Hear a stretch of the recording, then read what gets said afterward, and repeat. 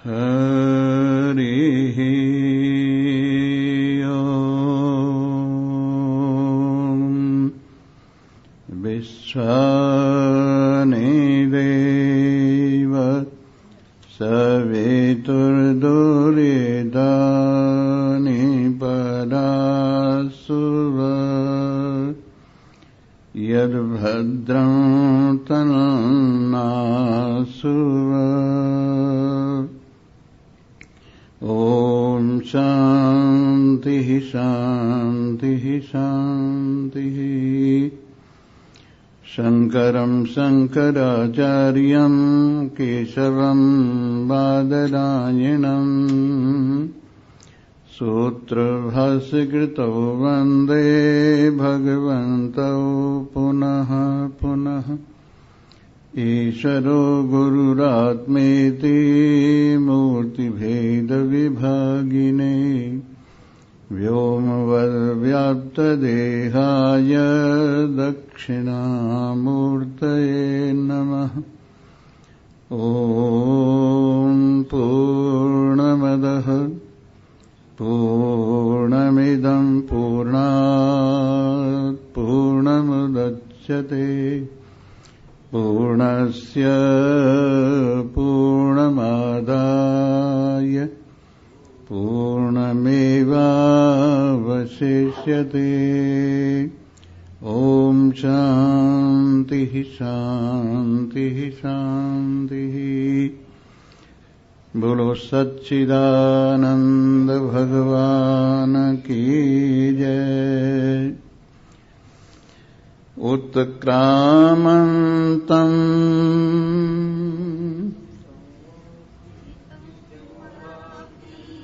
फिर से बोलिए। उत्क्रामन्तम् स्थितं वापि भुञ्जानं वा गुणान्वितम् पश्यन्ति ज्ञानचक्षुषः।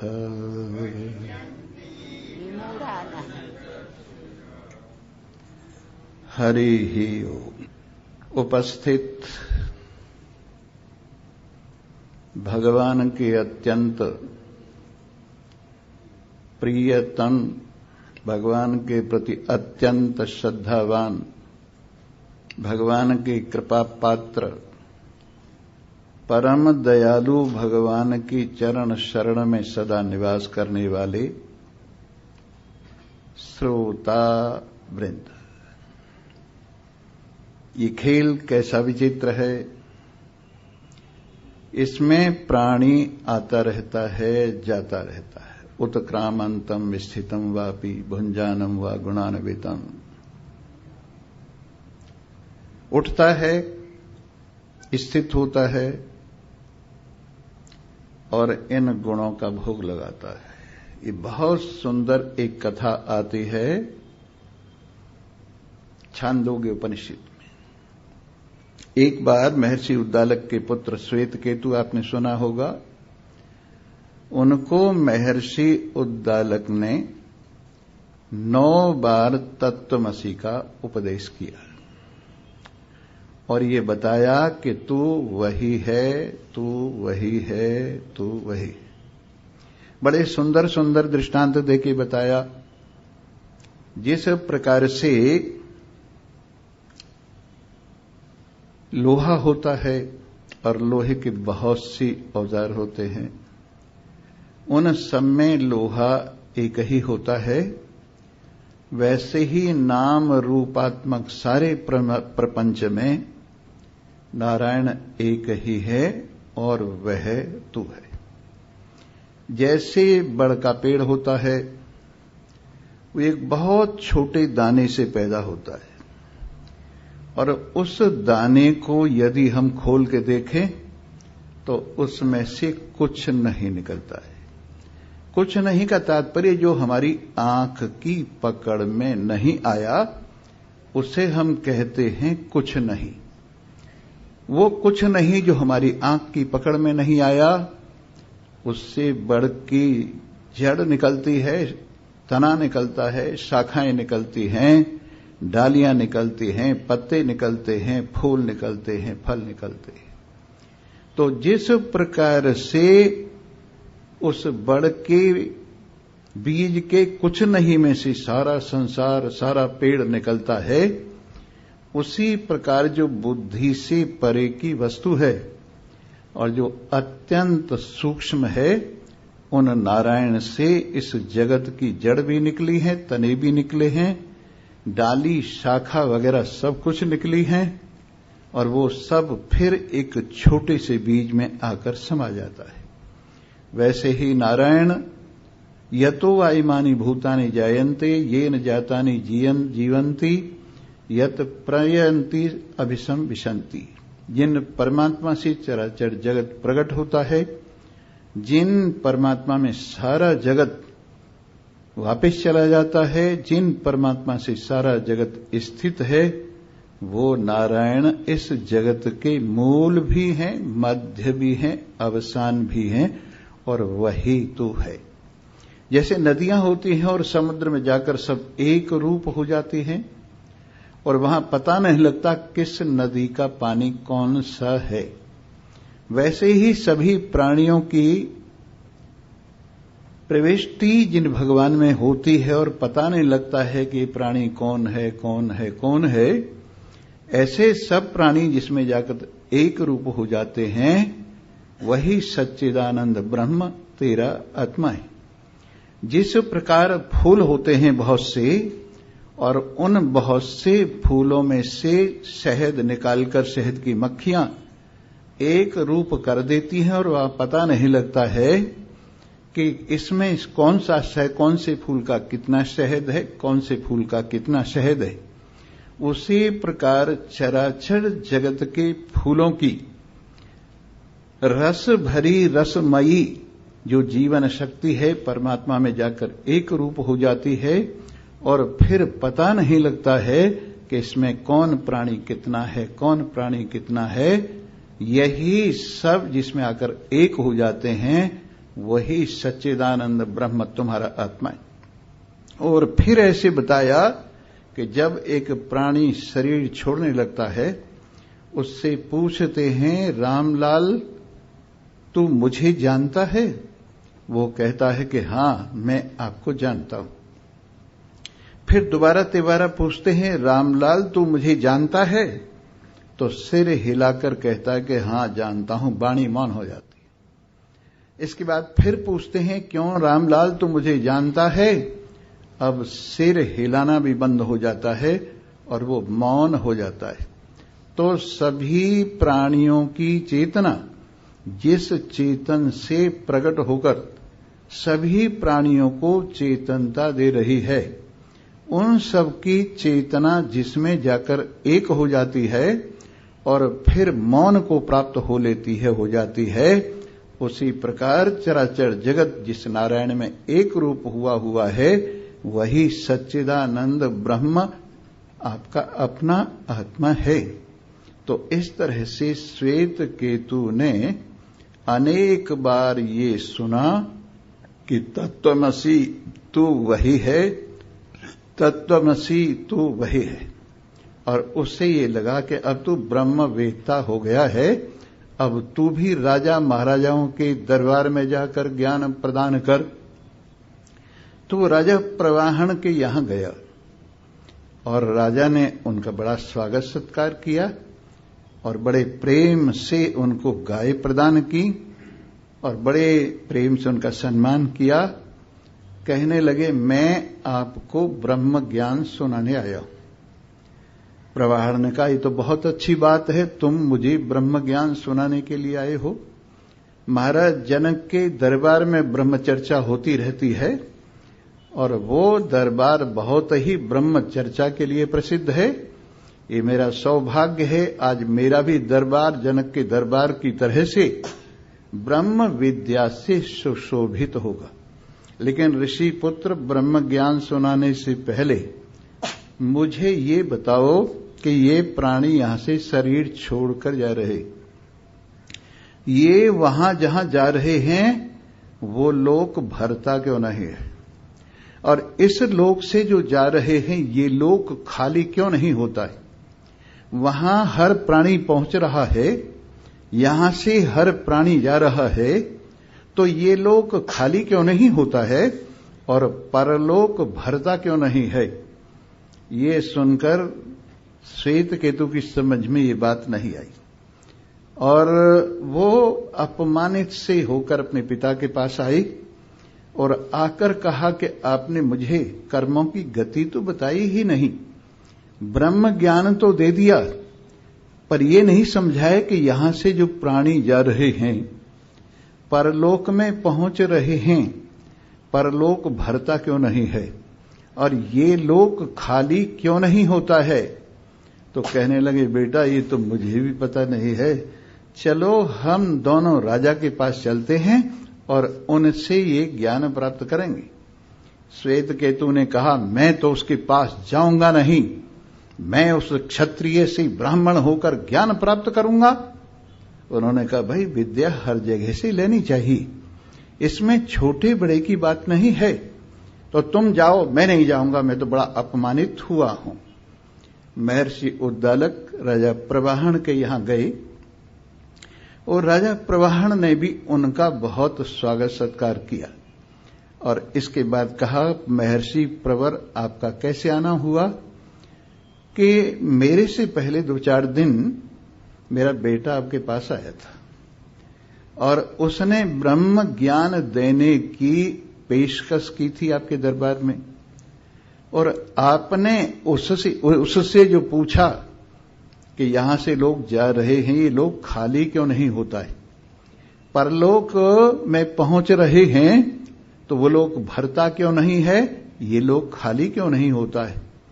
कहने लगे, अच्छा आप थोड़े दिन मेरे अतिथि रहिए, मैं सोच विचार कर ये ज्ञान दूंगा।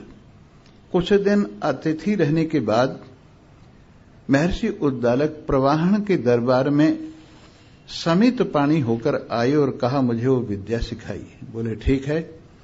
जब प्राणी का शरीर शांत यहां होता है और उसको राम राम सत्य है, राम राम सत्य है कहते हुए शमशान में ले जाते हैं। जब शमशान की अग्नि उसको प्राप्त होती है तो उसके शरीर के 3 हिस्से होते हैं। एक हिस्सा तो ज्योति बनकर, रोशनी बनकर ऊपर उड़ जाता है, दूसरा हिस्सा धुआं बनकर वो भी ऊपर उड़ जाता है, बाकी रह जाती है भस्म। इस प्रकार से जैसे 3 शरीर के हिस्से हुए और एक ज्योति बनी, एक धुआं बना और एक मिट्टी बनकर यहीं रह गई, बिल्कुल ठीक उसी प्रकार इस प्राणी की गति होती है। कुछ लोग ऐसे होते हैं, आत्मज्ञान का अभ्यास करते रहे हैं, आत्मज्ञान का श्रवण मनन निधिध्यासन करते रहे हैं, लेकिन हुआ यह है थोड़ी सी कमी रह गई है और इस तरह से आत्मज्ञान में रत हैं वो लोग। तो होता यह है कि जब शरीर शांत होता है तो वो लोग ज्योति को प्राप्त होकर, जिसको हम उत्तरायण भी कहते हैं। उत्तरायण क्या है? 2 गाड़ियां यहां से जाती हैं, एक उत्तरायण की जाती है, एक दक्षिणायन की जाती है। उत्तरायण की गाड़ी उत्तरायण काल में चलती है और उत्तरायण के लोक को ले जाती है, और दक्षिणायन की गाड़ी दक्षिणायन में चलती है और वो दक्षिणायन के लोक को ले जाती है। पर कभी कभी ये होता है कि दक्षिणायन के जो कर्म के फल के अनुसार अधिकारी है उसका शरीर उत्तरायण में छूटता है, और उत्तरायण का जो अधिकारी है उसका शरीर कभी कभी दक्षिणायन में छूटता है। इस प्रकार ये जो क्रम का विभेद हो जाता है तो 6-6 महीने दोनों को रुकना पड़ता है। दक्षिणायन के अधिकारी को जब दक्षिणायन आएगा तभी उसको आगे की गति प्राप्त होगी, इसलिए वो 6 महीने रुका रहता है।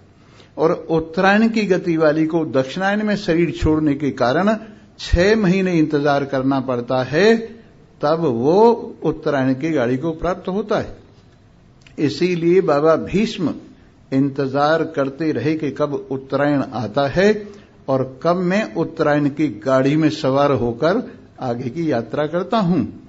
तो ज्योति जिनके शरीर से निकली, वो उनका सूक्ष्म शरीर, उनका आत्मा उस ज्योति का सहारा लेता है और फिर यहां से वो सूर्य लोक को प्राप्त होता है और सूर्य लोक से फिर ब्रह्मा जी के लोक में जाता है और ब्रह्मा जी के लोक में ज्ञान प्राप्त करके वो मुक्त हो जाता है, फिर वापस नहीं आता है। जो थोड़ी सी कमी उसकी साधना में रह गई थी ज्ञान प्राप्ति में, वो ब्रह्मा जी पूरा कर देते। इसके बाद जो यहां कर्म के प्रति रति वाले हैं, धार्मिक लोग हैं, संतान के प्रति मोह है, घर बार के प्रति मोह है, उनका जब शरीर छूटता है तो वो दक्षिणायन की गाड़ी से चंद्रलोक को पहुंचते और चंद्रलोक से वो लोग पितृलोक में जाते हैं और इस तरह से पितृलोक में सीमित समय के लिए निवास करते हैं। तो जब पितृलोक में गए हुए जो लोग हैं, जब उनके पुण्य क्षय होते हैं तो वो फिर नीचे वापस आ जाते हैं और फिर इस लोक में आकर जो भगवान की प्रक्रिया है उसमें शामिल हो जाते हैं। तो इस प्रकार पहली जो आहुति है पितृलोक में जाने वालों की, वो अग्नि में लगती है। फिर दूसरी आहुति उनकी पितृलोक में लगती है। फिर तीसरी आहुति उनकी अन्न में लगती है। फिर चौथी आहुति अन्न से पुरुष में लगती है और फिर पुरुष से स्त्री में पांचवी आहुति लगती है और ये पंचाग्नि विद्या है। इसका नाम पंचाग्नि विद्या है। ऐसे ये जीव 5 अग्नियों को पार होकर फिर से इस मनुष्य शरीर में, मनुष्य लोक में आ जाता है। इसलिए वहां से वापस आ जाता है, ये लोक खाली नहीं होता, यहां से वहां पहुंचता रहता है, इसलिए वो लोग भरता नहीं है और ये क्रम चलता रहता है। यहां से उठता है और कैसे उठता है, अंत समय में इसके जो संचित कर्म हैं, 3 प्रकार के कर्म हम सबके साथ जुड़े हुए, एक तो संचित कर्म है, एक प्रारब्ध कर्म है, एक क्रियमाण कर्म है जिनको आगामी भी कहते हैं। संचित कर्म तो वो हैं जो जमा रहते हैं और व्यक्ति जो भी करता है उसमें जमा होता जाता है, ये हुआ संचित कर्म। और शरीर के बनने से पहले जो संचित में से प्रबल वासना के अनुसार कर्म उठे हैं उनसे प्रारब्ध कर्म कहते हैं और ये हमारे शरीर प्रारब्ध से बने। तो एक कहावत है, प्रारब्ध पहले बनी पीछे बना शरीर, तुलसी ये अफसोस है मन नहीं बांधे धीर। शरीरों के बनने से पहले हर शरीर की प्रारब्ध बन गई है। उस शरीर को कहां से स्टार्ट होना है वो स्टेशन बन गया है। रास्ते में कहां कहां रुकना है, कहां कहां भोजन पानी लेना है वो भी निश्चित हो गया है और कहां तक इसको जाना है वो भी निश्चित हो गया है। इस तरह से जो प्रारब्ध कर्म हैं, जो संचित में से आखिरी वासना के अनुसार मंथन होने पर प्रकट होते हैं, जैसे घी मक्खन ऊपर आ जाता है दही के, वैसे ही प्रारब्ध कर्म ऊपर आ जाते हैं और इनसे ये हमारे सबके शरीर बनते हैं। अब इसके साथ जो कर्म अब कर रहे हैं उनका नाम आगामी कर्म है या क्रियमाण कर्म है। ये फिर संचित में जमा होते रहते हैं।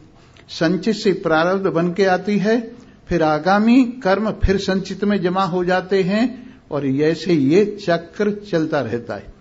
लेकिन ज्ञानवान इससे कैसे छुट्टी पाते हैं?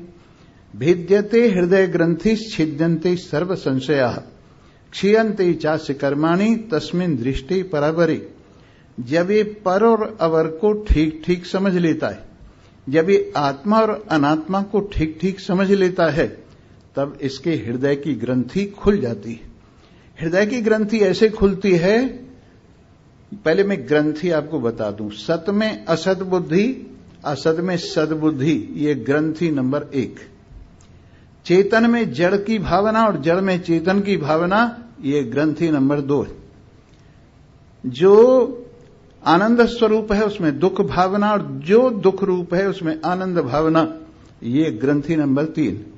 असंग में संग की भावना, संग में असंग की भावना, ये ग्रंथि नंबर 4 है। ऐसे ये अविद्या 4 ग्रंथि वाली है।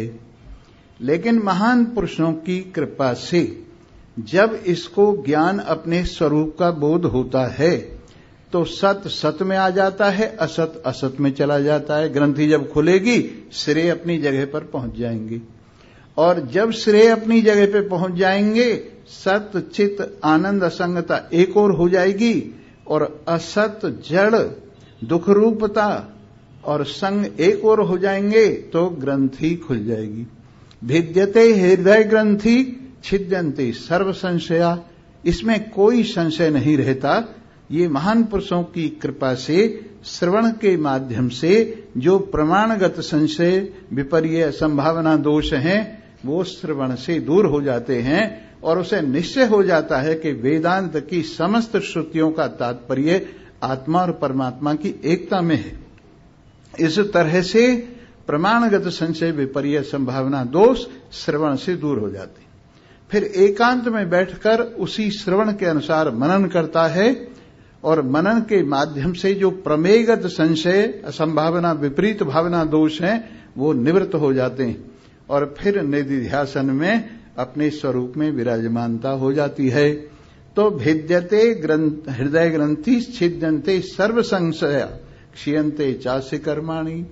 जब ये गांठ खुल जाती है तो इसके कर्म यहीं निबट जाते हैं, किसी लोक में आता जाता नहीं है, और इस तरह से ये छुट्टी पा जाता है।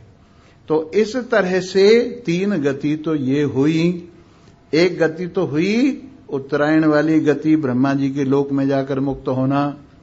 दूसरी गति हुई पितृलोक में जाना और पंचाग्नि विद्या से फिर वापस आ जाना। और तीसरी गति हुई अपने स्वरूप का बोध, न कहीं आना न कहीं जाना, यही निपटारा हो जाना। और चौथी गति हुई जो मिट्टी रह गई है, कई लोग मिट्टी की तरह से यही रह जाते, और कभी पेड़ पौधों के भोजन बन जाते हैं, कभी पेड़ पौधे उनके भोजन बन जाते हैं, कभी वो जंगली जीवों के भोजन बन जाते हैं, कभी जंगली जीव उनके भोजन बन जाते हैं। और इस तरह से जैसे मिट्टी होती है पड़ी हुई, वैसे इसी लोक में रह जाते हैं, कहीं भी आते जाते नहीं हैं। ऐसे लोगों का, ऐसे जीवों का समझिए, इसको हम महापतन कहते हैं। इसका नाम क्या है? महापतन है। जिस जीव को न तो मुक्ति प्राप्त हुई, न पितृलोक प्राप्त हुआ, न मनुष्य शरीर फिर से मिला, ऐसे लोग अधमाधम लोग हैं। देखिए 4 स्थितियां हैं आदमी की। एक तो है पशु, और एक है मनुष्य, एक है नर, और एक है नारायण।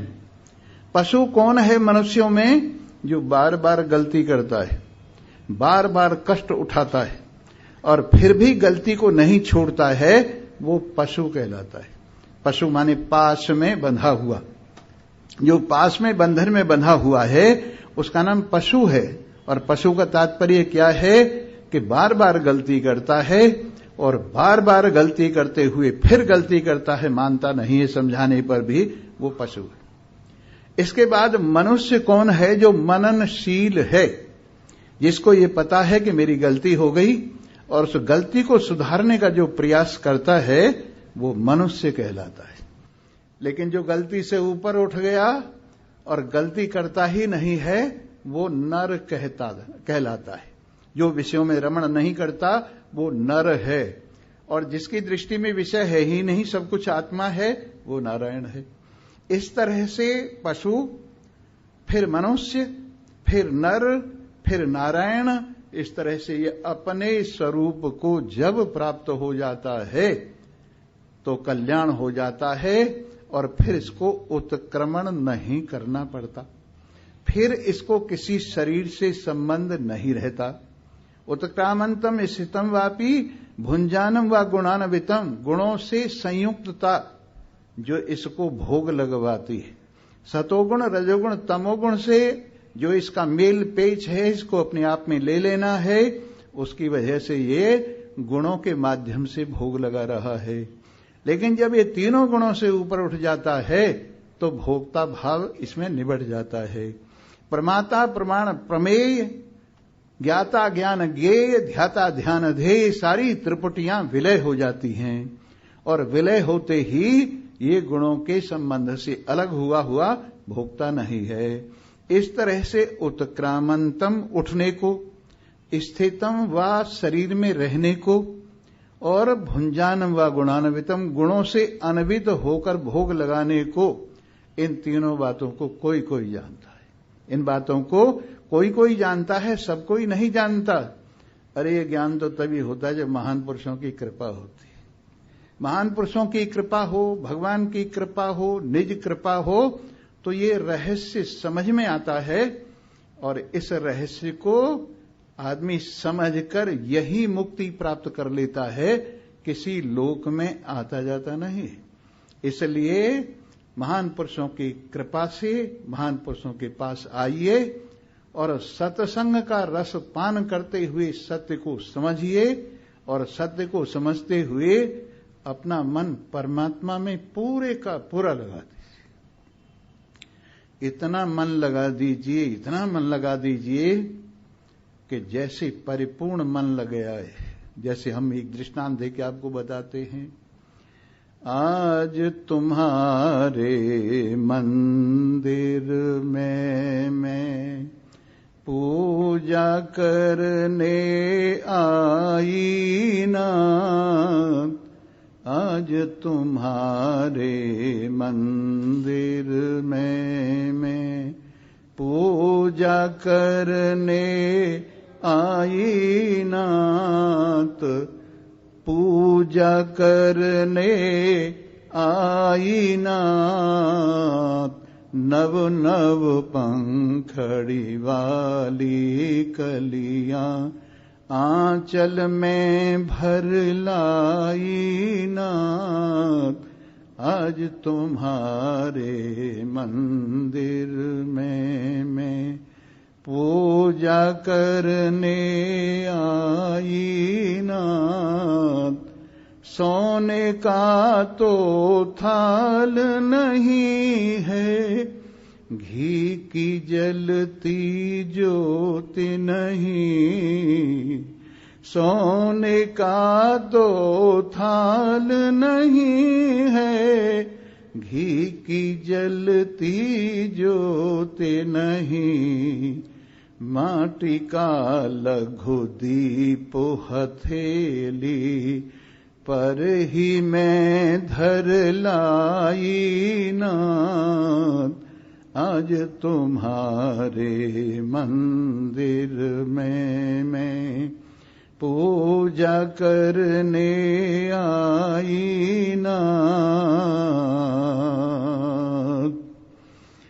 मैं गरीब नीलाती कहाँ से पूजा का सामान भला। मैं गरीब नीलाती कहाँ से पूजा का सामान भला।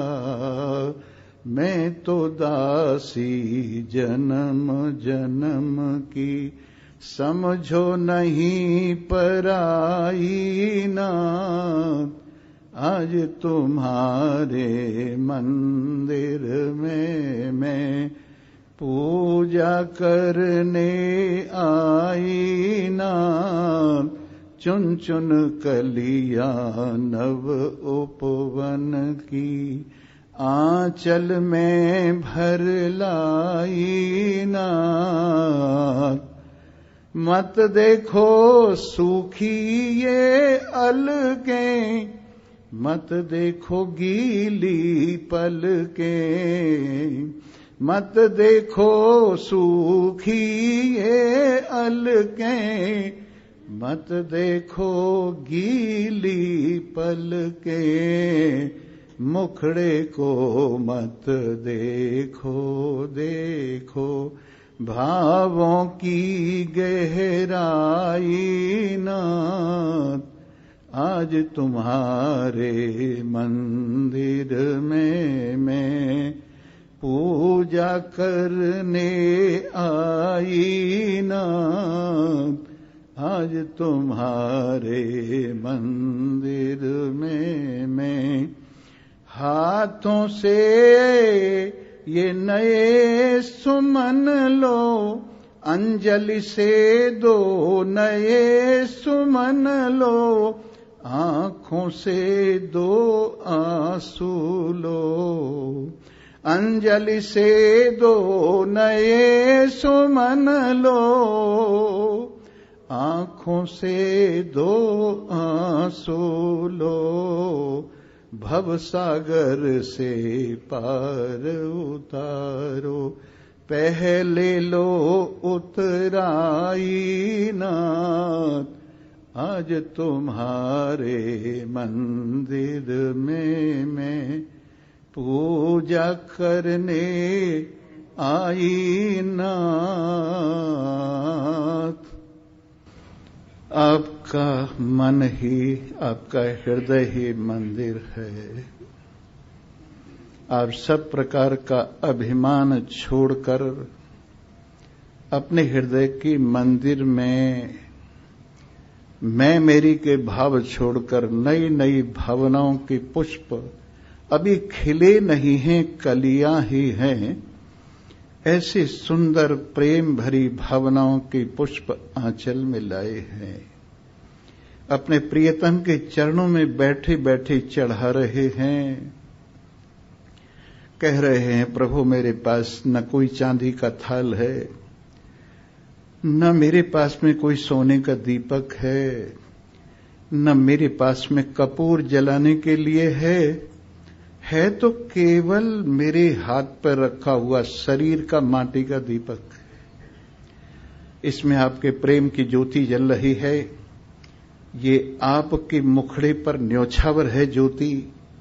हे त्रिलोकीनाथ, इस छोटी सी ज्योति को जो मेरी मैं के रूप में शरीर से जल रही है, आप अवश्य में स्वीकार करेंगे। प्रभु मेरे चेहरे की ओर मत देखिए। आपका स्मरण करते करते करते करते रात रात भर जागती रही हूं, चेहरे का रंग उड़ गया है।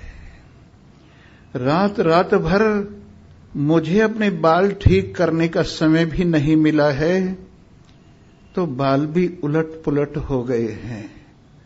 प्रभु न चेहरे को देखिए और न बालों को देखिए, प्रभु मेरी भावना को देखिए। चेहरे को मत देखो, देखो भावों की गहराई नाथ। मेरे भाव इतनी गहराई में से अंदर से उठ के आए हैं। हे परम प्रियतम, आपकी खोज जो अनेक जन्मों से हृदय में चल रही थी, आज वो खोज पूरी हो रही है और मैं अपनी श्रेष्ठ श्रेष्ठ भावनाएं आपके चरणों में चढ़ा रही हूं। हे त्रिलोकीनाथ, मेरी अंजलि में 2 फूल हैं और मेरी आंखों से 2 आंसू गिर रहे हैं। प्रभु मेरे पास भवसागर से पार होने के लिए यही किराया है। इस किराए को स्वीकार कीजिए। मेरी आंखों के आंसू, मेरे हाथों से लाए गए ये पुष्प, सद्भावनाएं, प्रेम, ये स्वीकार कीजिए। प्रभु मुझे भवसागर से पार कर दीजिए। और ऐसी भावना बनती है, प्रभु मोरे अवगुण चित न धरो, प्रभु मोरे अवगुण चित न धरो, प्रभु मोरे अवगुण चित न धरो। समदरसी है नाम तिहारो, समदरसी है नाम तिहारो, चाहे तो पार करो, प्रभु मोरे अवगुण चित न धरो, प्रभु मोरे अवगुण चेतन धरो। एक लोहा पूजा में राखत, एक घर बधिक पर्यो। ये दो विधा पारस नहीं देखे, सुवर्ण करत खरो। प्रभु मोरे अवगुण चेतन धरो। प्रभु मोरे अवगुण चेतन धरो। एक नदी एक नाली कहावे, एक नदी एक नाली कहावे। मैलो ही नीर भर्यो, जब दोनों मिले एक वरण भये।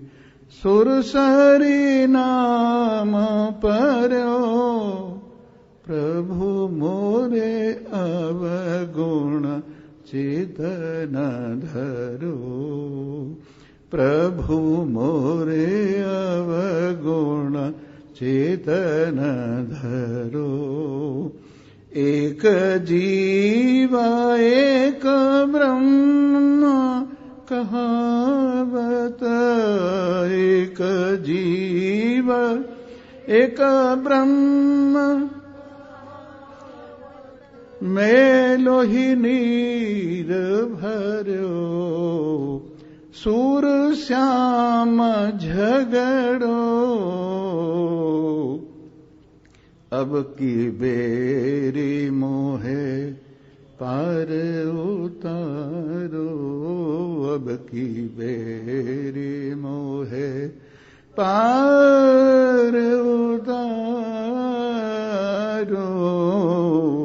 नहीं प्राण जात डरो, प्रभु मोरे अवगुण चेतन धरो। अपने ही प्रियतम के चरणों में अपनी ही प्रार्थना, अपने ही जीवित लाल जीवित नारायण के चरणों में जीवित जीव की जीवित भावना जो जीवन प्रदान करती हुई प्रकट हो रही है, वो परमात्मा को विवश कर देगी और वो अपने हाथ उठाकर आपको अपने आलिंगन में ले लेंगे, अपने हृदय के साथ एक कर लेंगे। भगवान श्याम सुंदर त्रिलोकीनाथ अखिल ब्रह्मांड नायक अनेक जन्मों से तड़पती हुई भावनाएं, अनेक जन्मों से पीछा करती हुई कामनाएं, अनेक जन्मों से पाने की इच्छाएं ब्रज में आकर गोपियों के रूप में प्रकट हो गई और भगवान रस प्रदान करने वाले कृष्ण के रूप में प्रकट हो गए। रस का आदान प्रदान हो रहा है,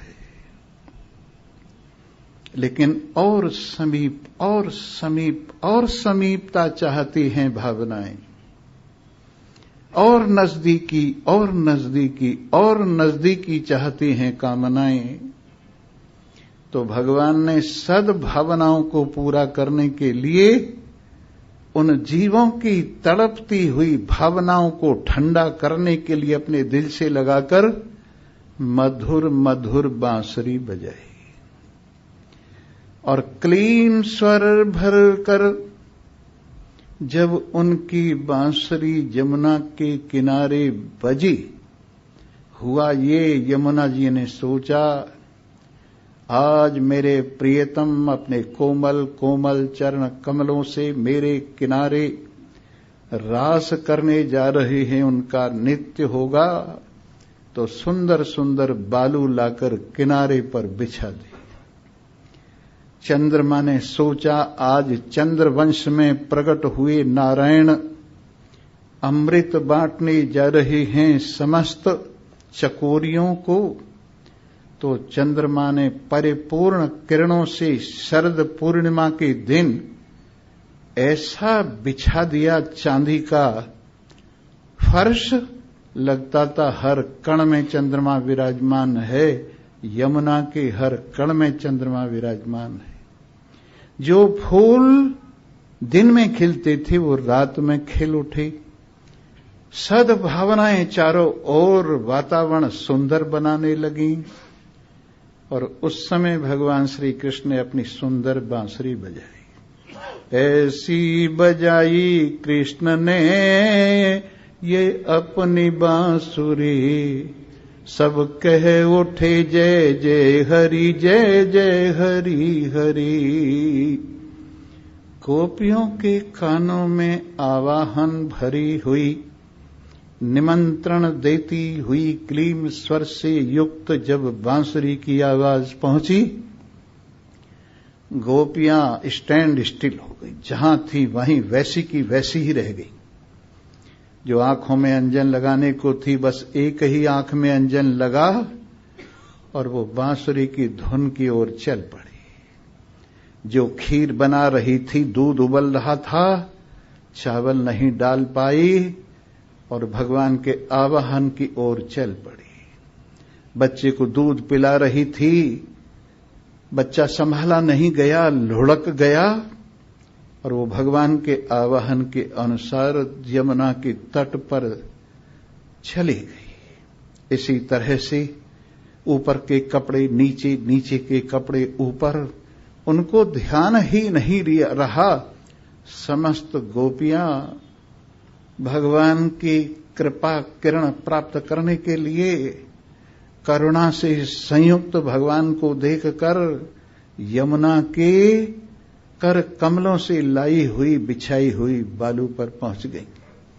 एक बेचारी उसके पति ने जाने नहीं दिया और उसको ताले में बंद करके बैठ गया कि मैं तुझे नहीं जाने दूंगा, मैं तेरा पति हूं, 7 फेरे मैंने लिए हैं अग्नि की गवाही में, मैं तुझे नहीं जाने दूंगा।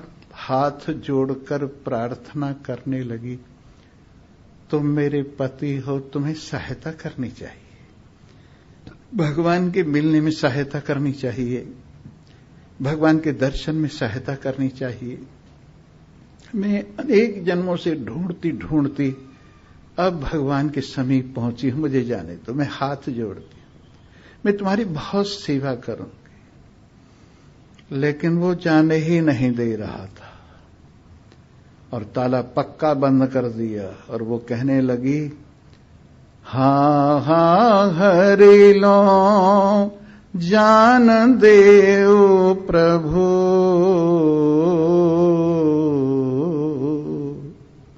तेरे चरणन की चेरी। लेकिन वो बंद करके कहने लगा, नहीं जाने दूंगा। शरीर छोड़ दिया उस गोपी ने और सबसे पहले वो गोपी भगवान के चरण कमलों में जा पहुंची। लग्न इसे कहते। चारों ओर भगवान के चंद्र मंडल की 27 नक्षत्रों की तरह से चारों ओर भगवान के पास पहुंचकर विनय करती हुई, आपने बड़ी कृपा की है। अरे तुम क्यों आ गई? तुमको किसने बुलाया है? अरे तुम अच्छे घर की स्त्री हो, तुम्हें अपना घर छोड़ के नहीं आना चाहिए था, अपने बच्चे छोड़ के नहीं आना चाहिए था, अपने ग्वाल अपनी गाय छोड़ के नहीं आना चाहिए था। वो एक दूसरे को देखने लगी। अरे संसार की नातेदारी भी कोई महत्व रखती है कि नहीं रखती है? तो उन्होंने कहा, प्रभु त्वमेव माता च पिता त्वमेव, त्वमेव बन्धुश्च सखा त्वमेव, त्वमेव विद्या द्रविणं त्वमेव, त्वमेव सर्वं मम देव देव। प्रभु ये मां फोटो है लेकिन असली मां आप है। प्रभु ये पिता फोटो है, असली पिता आप है। ये पति फोटो हैं, असली पति आप हैं। ये धन दौलत फोटो हैं, असली वास्तव में धन आप हैं। प्रभु फोटो की पूजा तभी तक की जाती है जब तक वास्तविकता नहीं मिलती है। लेकिन जब वास्तविकता मिल गई तो फिर फोटो का कोई क्या करेगा। प्रभु ये सारी नातेदारी तो आपका नाता याद करवाने के लिए, सारे संसार के संबंध आपका संबंध जगाने के लिए है, सारे संसार का प्यार आपका प्यार सिखाने के लिए है। प्रभु ऐसा आपने कहा है। और अगर आप हम निराशाओं को जो तुम्हारी आशा लेकर यहां आई है वापस करोगे ना, प्रभु बहुत बड़ा पाप लगेगा आपको। और भगवान ने जो बात मैं कहने जा रहा था वो बात मैं कह रहा हूं। भगवान ने उनके हाथ अपने हाथों में मिला लिए, भगवान ने उनके कान अपने कानों में मिला लिए, भगवान के अंग प्रत्यंग सब गोपियों के अंग प्रत्यंगों के साथ एक हो गए। अब गोपियों के कान भगवान के अतिरिक्त तो कुछ नहीं सुन सकते, क्योंकि वो भगवान के कान हो गए। अब गोपियों की त्वचा भगवान के सिवा कुछ नहीं छुएगी, क्योंकि भगवान की त्वचा हो गई है। क्योंकि भगवान की आंखें, गोपियों की आंखें भगवान की आंखों में मिल गई, एक हो गई, अब उनसे बुरा नहीं देखा जाएगा। गोपियों की रचना भगवान की रचना में एक हो गई है, इसलिए अब उनसे बुरा नहीं बोला जाएगा, बुरा नहीं चखा जाएगा। भगवान की नासिका के साथ उनकी नासिका एक हो गई है, अब उनसे बुरा नहीं सूंघा जाएगा। अब उनके हाथों से बुरा नहीं होगा, पैरों से बुरी गति नहीं होगी, वाणी से बुरा नहीं बोला जाएगा। और गुदाउपस्थ से भगवान की कृपा के अतिरिक्त और कुछ क्रिया नहीं होगी। क्यों? कि सब भगवान ने अपने साथ मिला ली हैं। वो उनकी हर चीज भगवान के साथ मिल गई है, सब चीज भगवान की हो गई है, और अब उनकी मैं भी भगवान की हो गई। और इस तरह से जब व्यक्ति भगवान के साथ एक हो जाता है तो फिर उत्क्रमण की बात नहीं रहती, शरीर में स्थिति की बात नहीं रहती, गुणों के भोग की बात नहीं रहती, केवल नारायण की इच्छा रह जाती है। लगता तो ऐसा ही है कि जैसे और लोगों की तरह से हैं, पर जैसे जला हुआ कागज और कागजों की तरह से ही लगता है, लेकिन अब उसमें पुड़िया नहीं बन सकती। जैसे भुना हुआ चना और चनों की तरह से लगता है, पर अब उसको जमाया नहीं जा सकता। वैसे ही गोपियां भगवान की प्रेमाग्नि में ऐसी भुन गई हैं, तद्रूप हो गई हैं कि कान भय प्राण में और प्राण भय कान में, अब जानना है परत है कि प्राण है कि कान है। प्राण भय कान में और कान भय प्राण में, अब जानना ही परत है कि प्राण और कान है। ये सब एक रूपता हो गई। भगवान करे आप भी उत्क्रामंतम स्थितम वापी, जो उठ रहे हो, बैठ रहे हो, गुणों का भोग लगा रहे हो, इससे बिल्कुल मशीन से अलग होकर अपने साक्षी भाव में, असंग भावना में स्थित होवें। और जैसे ज्ञानी लोग इस क्रिया को समझते हैं, ये क्रिया आत्मा में नहीं है, प्रकृति में है, वैसे आप भी यही समझेंगे। उत्क्रामंतम स्थितम वापि भुंजानम वा गुणान्वितम विमूढ़ा नानुपश्यन्ति। विमूढ़ लोग इस बात को नहीं जानते, ये सब प्रकृति का खेल है, आत्मा से इसका कोई संबंध नहीं।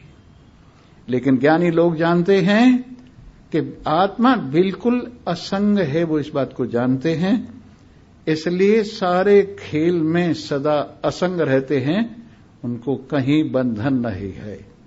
ज्ञानवान जीते जी मुक्त है, ज्ञानवान जीवन मुक्ति का आनंद ले रहा है, ज्ञानवान तमाशे को देखते हुए तमाशे के साथ मिलता नहीं है, ज्ञानवान किनारे पर बैठकर नदी को देख रहा है पर नदी में डूबता नहीं है। ज्ञानवान योगी है, बाकी सब भोगी हैं। जो योगी हैं, आपके हाथ में विष नहीं, आपके हाथ में घाव नहीं है, विष रख लीजिए, कुछ फर्क नहीं पड़ने वाला।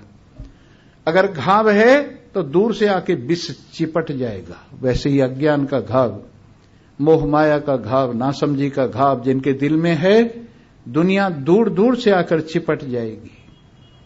लेकिन जिनके हृदय में घाव है ही नहीं, परमात्मा के प्रेम से बिल्कुल बेवकूफी रफू हो गई है, उनके दिल में कोई भाव न होने के कारण सदा अपने आप में असंगता का आनंद लेते हैं और एक ज्ञानी की तरह से संसार में रहिए और मौज मनाइए। व्यर्थ के रोने धोने में क्या रखा हुआ है? इस रोने धोने से क्या हो जाएगा? क्या तुम्हारे कोई आंसू पूछेगा?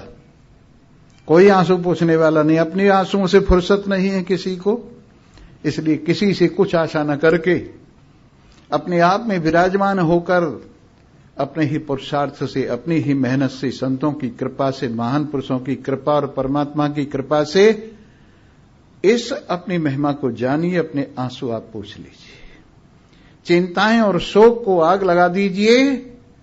मोह और शोक कहां है जहां ज्ञान है। और आपको थोड़ी बहुत जो गड़बड़ी बीच बीच में होती है, कोई बात नहीं है, होती रहे, ये सब धीरे धीरे बंद हो जाएगी। आप लगे रहेंगे तो लगी के लाखों मोल हैं, उखड़ी की कौड़ी नहीं। जो लगा हुआ है वो अवश्य में पहुंचेगा, और जो बिना बात जरा सी बात में उखड़ जाता है, ऐसी नासमझी नहीं करनी चाहिए। इन्हीं शब्दों के साथ आप सभी को धन्यवाद है। सर्वे भवन्तु सुखिनः, सर्वे सन्तु निरामया, सर्वे भद्राणि पश्यन्तु, मा कश्चित् दुःखभाग् भवेत्। ओम शांति शांति शांति।